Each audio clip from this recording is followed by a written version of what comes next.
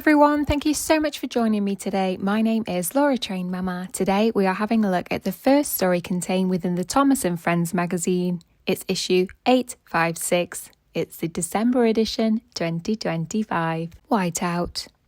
One day, Percy and Thomas woke up to a very snowy scene.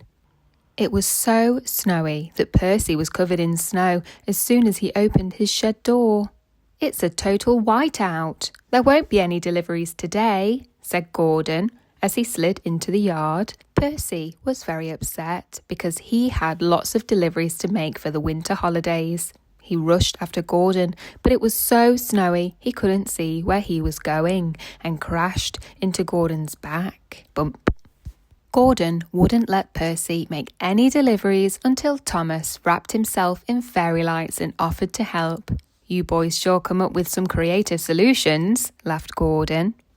Thomas and Percy started by heading to McColl's farm.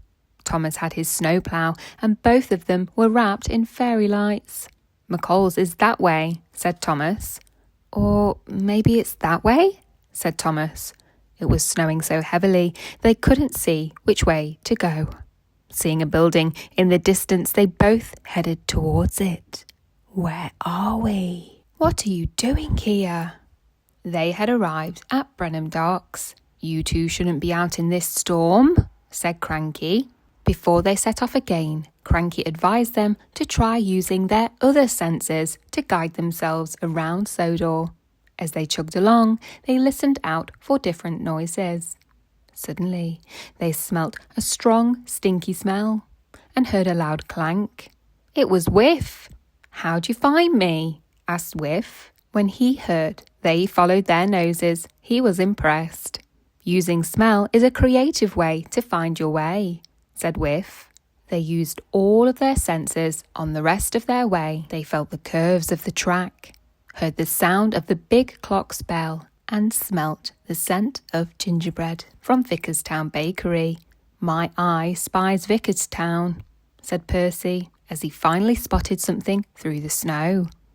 At Vickerstown, they finally made their delivery as they tossed Sir Topham Hatt a curiously shaped present.